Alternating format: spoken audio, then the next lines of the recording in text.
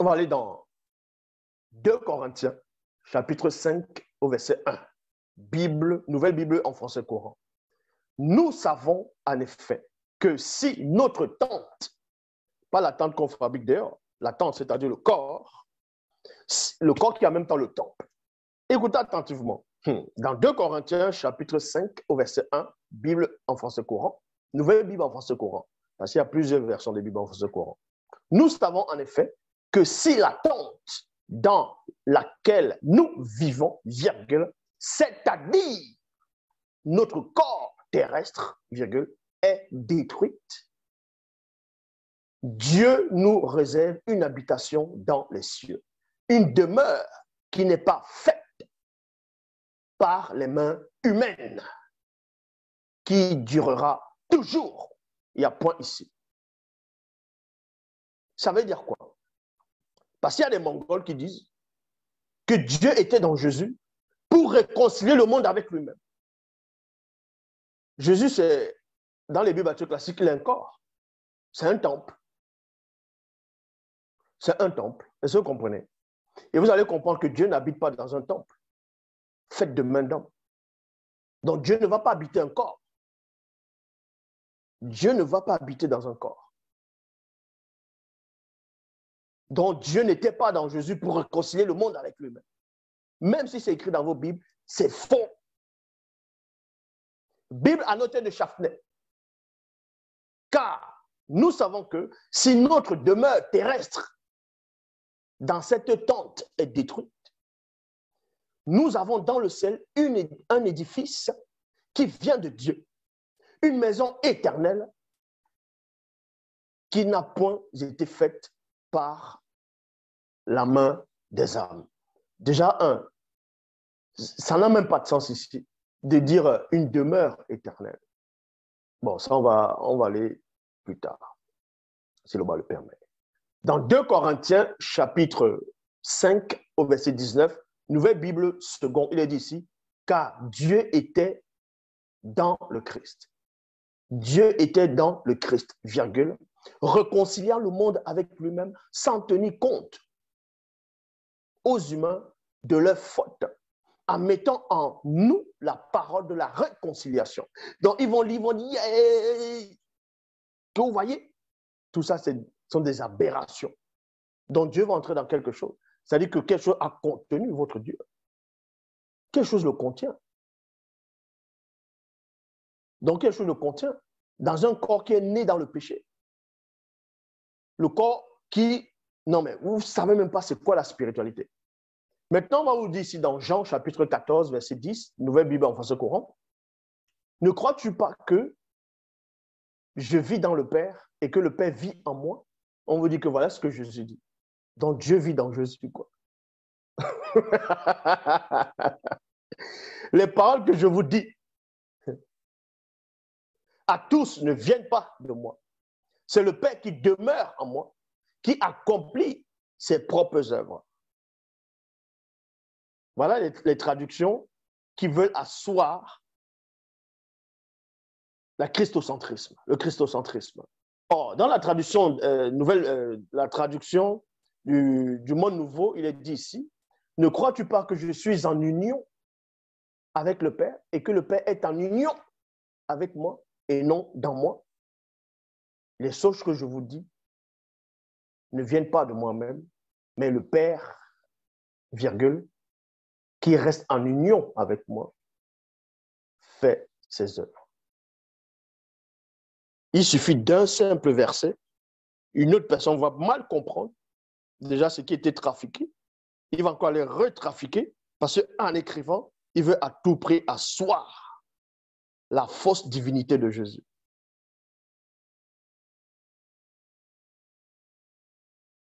Alors que dans Actes des Apôtres, chapitre 7, au verset 48, Bible de la Colombe, il est dit ici, cependant, le Très-Haut n'habite pas dans ce qui est fait, n'habite pas dans ce qui est fait par la main d'homme, virgule, comme le dit le prophète. Maintenant, il y a des Mongols qui vont dire, oui, mais ce passage dit des temples, des maisons, ça fait partie du corps physique aussi. Est-ce que vous comprenez? Cependant, le Très-Haut n'habite pas dans ce qui est fait de main d'homme. Marie, selon les Bibles classiques, a accouché Jésus en tant qu'homme, c'est-à-dire Jésus en tant qu'homme. Donc, Marie l'a fait. C'est Marie qui a fait Jésus. Parce que c'est quand vous lisez dans Genèse chapitre 4, quand Adam connut Ève, elle a couché un fils, voilà, Caïn. Elle veut dire quoi? J'ai formé un homme avec l'aide de. J'ai formé un homme. Qui a formé? C'est une femme. C'est quelqu'un de la terre qui a formé un temple. Donc Jésus aussi, selon les Bibles classiques, c'est un temple qui a été fait par un homme. Quand il dit par un homme, par une humaine.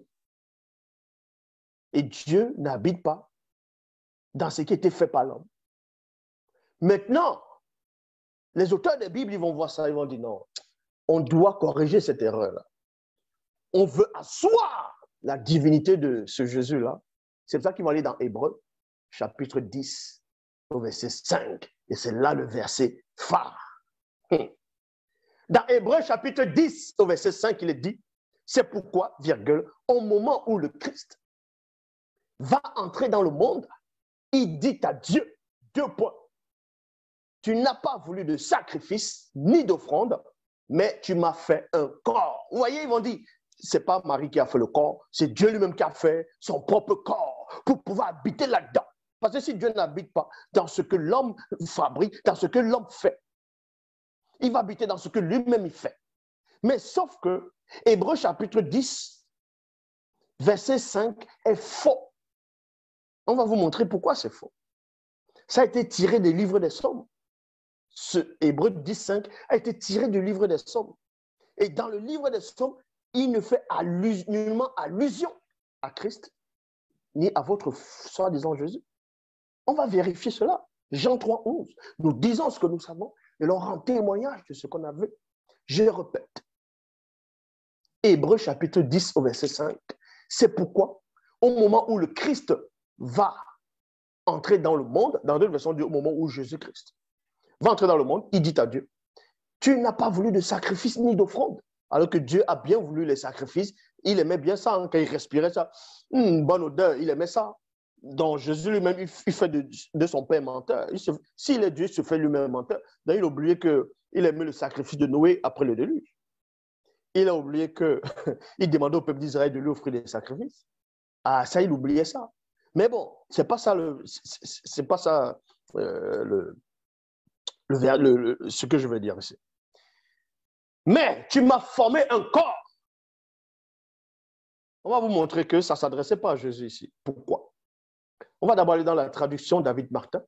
C'est pourquoi Jésus-Christ, en entrant au monde, dit, tu n'as point voulu de sacrifice ni d'offrande, mais tu m'as approprié un corps. Nous allons donc aller où c'était prophétisé. Ce corps-là, c'était qui? C'était le corps de qui? On parlait de qui? On ne parlait pas de Jésus ici. On ne parlait nullement de Jésus ici. Est-ce que vous comprenez? Donc, dans Psaume chapitre 40, au verset 7, dans cette version, il est dit, dans Psaume 40, verset 7, il est dit, tu ne désires ni sacrifice ni offrande, virgule. Exactement comme le soi-disant Jésus a dit dans Hébreux 10, verset 5. Mais c'était repris dans Psaume 40, verset 7. Il est dit, tu ne désires ni sacrifice ni offrande, virgule. Tu m'as ouvert les oreilles. Et non, tu m'as formé un corps. Tu m'as ouvert les oreilles.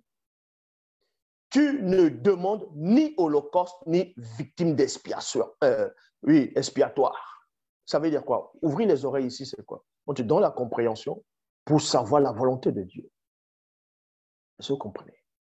Ici, on n'a pas formé un corps ici. Donc, c'est les auteurs de ce qu'on appelle le Nouveau Testament qui ont rajouté, tu m'as formé un corps. Psaume 40, verset 8 à 12. Bible Obsterval. Alors, j'ai dit, voici, virgule, je viens. Point virgule, il est écrit de moi dans le rouleau de ton livre. Maintenant, les gens vont dire, mais qui c'est qui est en train de venir si ce n'est Jésus? On a écrit de qui dans le rouleau du livre si ce n'est de Jésus? On va lire tout le contexte et vous allez voir qu'il n'était nullement question de Jésus ici. Mon Dieu, j'ai pris plaisir à faire ta volonté et ta loi est au-dedans de mes entrailles. J'ai annoncé ta justice dans la grande assemblée. Voici, voici, virgule, je ne tiens pas mes lèvres fermées. Tu le sais, ô Éternel. Je n'ai point renfermé ta justice au-dedans de mon cœur. J'ai dit ta fidélité et ta délivrance. Je n'ai point caché ta bonté ni ta vérité à la grande assemblée. Il y a point ici. Toi donc, ô l'Éternel, ne me ferme pas tes compassions, que ta bonté et ta vérité me gardent continuellement. La même personne qui est en train d'écrire ici, qui est en train de parler, c'est la même personne qui a dit ici que Dieu ne veut ni sacrifice ni offrande. Ce n'est pas une autre personne. Donc, on ne s'arrête pas sur un verset pour expliquer le verset. On continue. Psaume 40, verset 13. C'est toujours le même chapitre et le verset ne fait que descendre. Bible of Steval. Car des maux sans ombre m'ont environné. Point virgule. Mes iniquités m'ont atteint. Mes iniquités m'ont atteint. Donc, celui qui dit que Dieu n'a voulu ni sacrifice ni offrande, il confirme, il avoue qu'il a les iniquités. Les iniquités, c'est quoi? C'est le péché. Donc, si on accepte que c'est Jésus qui parlait dans Hébreu à Dieu, que Dieu l'a formé un corps, que Dieu qui vient dans le livre pour faire, oh Dieu, ta volonté, Jésus a péché. Vu que c'est le même auteur qui est en train de parler ici, dans Hébreu 40. Est-ce que vous comprenez? Donc, on ne va pas venir. On n'est pas au Moyen-Âge ici. Est-ce que vous comprenez? Ici, on n'est pas dans les sensations ici.